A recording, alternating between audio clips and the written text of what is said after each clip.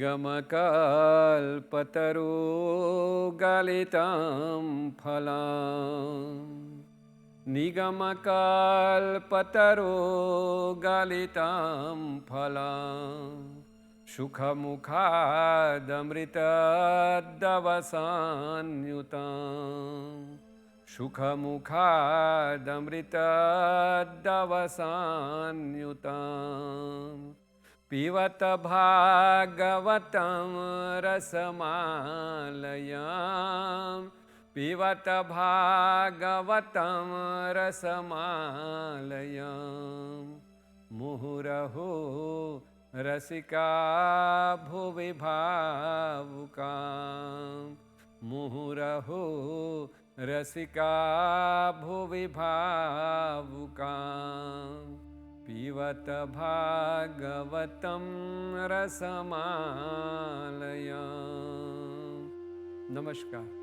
श्री सनातन धर्म मंदिर परिषद की ओर से इस अमृतवाणी कार्यक्रम में आचार्य सुरेश सुपाल मिश्र का अभिवादन। आज का विषय बहुत सुंदर है, श्राद्ध पक्ष, पितृपक्ष। श्राद्ध किसे कहा जाता है, श्राद्ध कितने प्रकार के होते हैं, और अभी जो श्राद्ध पक्ष में हम सब लोग चल रहे हैं, जिसे हम सब लोग पितृपक्ष से कहते हैं, क्या करना चाहिए और पितृपक्ष में क्या किया जाता है, तो इस पर हम सब लोग विचारधारा डालेंगे। सबसे पहले तीन ऋण। सबसे पहले गुरु ऋण, देव ऋण, ऋषि ऋण भी कहा जाता है, देव ऋण भी कहा जाता है, और एक होता है पितृ ऋण। पितृ ऋण कैसे हम सब लोग इन ऋण से मुक्ति प्राप्त करते हैं। पितृ ऋण को तृप्त करने के लिए संसार में क्या किया जाता है, इसीलिए श्रद्धा से अपने पितरों के प्रति जो श्रद्धा रखते हैं, अपने पितरों के प्रति जो श्रद्धा से पिंडदान तर्पण आदि करते हैं, उससे पितृ ऋण निवृत्त होता है। देव ऋण के लिए हम सब लोग हमेशा पूजा पाठ आराधना करते हैं, यज्ञ आदि करते हैं। वह देवताओं के प्रति श्रद्धा रखने देव ऋण निवृत्त होता है। और हम सब लोग ऋषि ऋण, गुरु ऋण किस प्रकार से निवृत्त करते हैं, अर्थात वेद मंत्र का पाठन करना, ज्ञानी बनना, यशस्वी बनना, गुरु का नाम का स्मरण करना, उससे देव ऋण एवं गुरु ऋण प्राप्त एवं संसार में गुरु ऋण का तृप्ति हो जाता है। एक ही ऋण रह जाता है, वो होता है पितृ ऋण। इसीलिए जीवन में श्राद्ध सभी का नहीं किया जाता है। 84 लाख योनि में मनुष्य तन, जितने भी मनुष्य रूप में जन्म लेते हैं हम सब लोग, उन सभी लोगों का श्राद्ध किया जाता है। और श्राद्ध कितने प्रकार के हैं।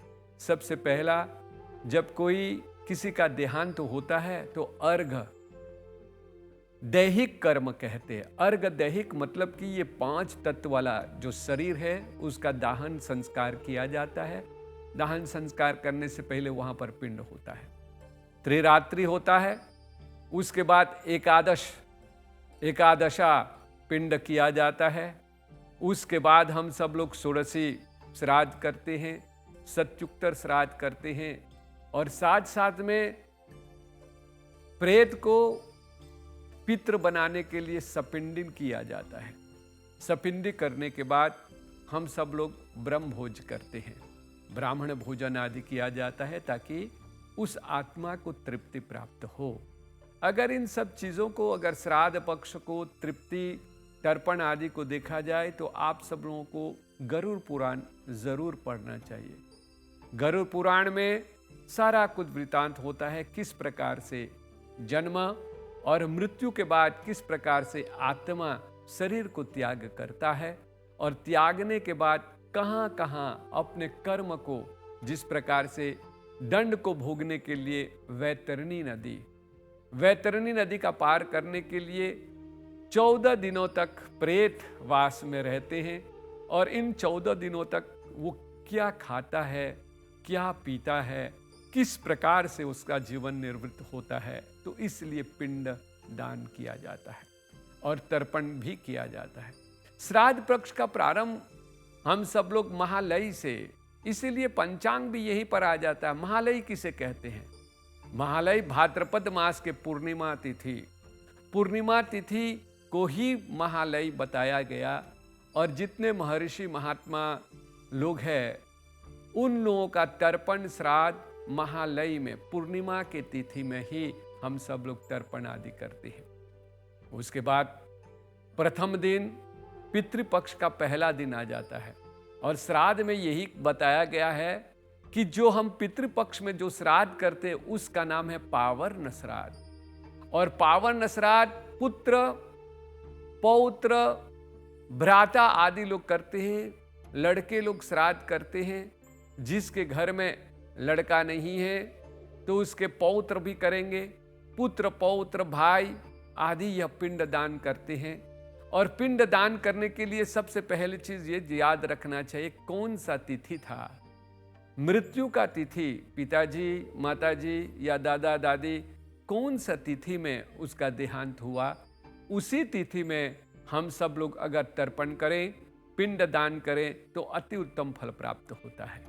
तर्पण पिंड दान करने के बाद ब्रह्मभोज, ब्राह्मण भोजन किया जाता है, अन्न का दान किया जाता है। कौवे को अन्न देते हैं, श्राद्ध रूप में कौवे को, मछली को, कुकुर को और ब्राह्मण देवता का भी भोजन किया जाता है। श्राद्ध पक्ष में भोजन दान करने से अति उत्तम फल प्राप्त होता है।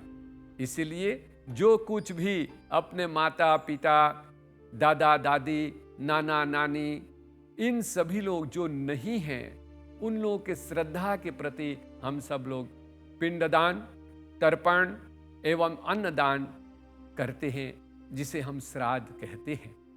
श्राद्ध में यह जरूरी हो जाता है कि अगर आप तिथि जान लें, जिस तिथि में मृत्यु हुई उसी तिथि में अगर करेंगे तो और भी अच्छा होता है। अगर आपको तिथि पता नहीं है कौन सी तिथि में आपको श्राद्ध करना है तो अमावस्या, ये 15 दिनों में अमावस्या तिथि सबसे उत्तम तिथि आता है, जो अंतिम दिन रहता है। अमावस्या पितरों के कल्याण के लिए ही होता है। पितर के कल्याण के लिए अमावस्या तिथि में अगर आप पिंड दान करते हैं, अगर आप तर्पण करते हैं तो अति उत्तम फल प्राप्त होता है। आपका कल्याण होगा, आपका कुल का कल्याण होगा, सभी के हित कल्याण के लिए, सुख समृद्धि धन प्राप्त करने के लिए ही श्राद्ध किया जाता है, पिंड दान किया जाता है। वेद वेदांत में बहुत सुंदर से कहा गया कि जयंती मंगला काली भद्रकाली कपालिनी दुर्गा क्षमा शिवा धात्री स्वाहा स्वधा। जहां पर स्वाहा है, स्वाधा परिपूर्ण तभी होगा जब स्वाधा रहेगा। तो इसीलिए कहा जाता है, स्वाधा का मतलब होता है पितृ देवों का पूजन, पितृ पूजन। और ये पितृ पूजन में सिर्फ माता पिता के लिए नहीं होता है, यह पितृ पूजन में दादा, परदादा, दादी, परदादी, नाना, नानी, परनानी, इन सभी के लिए हम सब लोग श्राद्ध करते हैं। जो मनुष्य पिंड नहीं करता, जो मनुष्य श्राद्ध में कुछ नहीं करना चाहता, उसके पास कुछ भी नहीं है, तो कम से कम तर्पण जरूर करें। तर्पण 15 दिन कर सकते हैं, सभी लोग कर सकते हैं। कभी कभार हम परिवार बड़ा है लेकिन संयुक्त परिवार नहीं है, सभी भ्राता लोग अपने अपने घर में रहते हैं, तो ये कहते हैं कि नहीं उस भाई ने कर दिया। नहीं, जब आपका घर अलग है, आपका परिवार अलग है, आपके माता पिता नहीं है, तो आपको भी करना चाहिए। उस परिवार में हम सब लोग एक ही जगह पर कर सकते हैं, जिस परिवार में हम सब लोग एक सूत्र में रहते, एक ही स्थान पर रहते हैं, एक ही जगह पर पकाते हैं, खाते हैं, सोते हैं, उठते हैं, वहां पर एक ही। अगर हम सब लोग संयुक्त में नहीं हैं, सभी अलग अलग हैं, तो अलग अलग रूप से श्राद्ध करना चाहिए। तर्पण जरूर करें। और तर्पण करने के लिए आप सब लोगों को जल लेना चाहिए। जल में दूध डाल दें, जल, दूध, तुलसी के पत्ता, साथ साथ में आप तिल ले लें। तिल के बाद मध और घी डाल करके आप जरूर तर्पण करने अपने पितरों के लिए अपने ऋषि मुनियों के लिए, देवी देवताओं के लिए। हम इसलिए देव तर्पण होता है, पितृ तर्पण होता है, ऋषि तर्पण होता है। इन सब तर्पणों करने के लिए आप सब लोगों को दूध, पानी, तेल, घी, मद आदि लेकर के अवश्य तर्पण करने, अपने परिवार के हित के लिए, अपने कल्याण के लिए, अपने समृद्धि के लिए, अपने सभी जनों के हित करने के लिए और साथ साथ में सब प्रकार के दोष को निवारण करने के लिए यह श्राद्ध पक्ष आता है। इसलिए सभी लोग अपने घर में श्राद्ध अवश्य करें। सर्वे भवन्तु सुखिनः, सर्वे सन्तु निरामया, सर्वे भद्राणि पश्यन्तु, मा कश्चित् दुःखभाग् भवेत्। ओम शांति शांति इति शुभम्।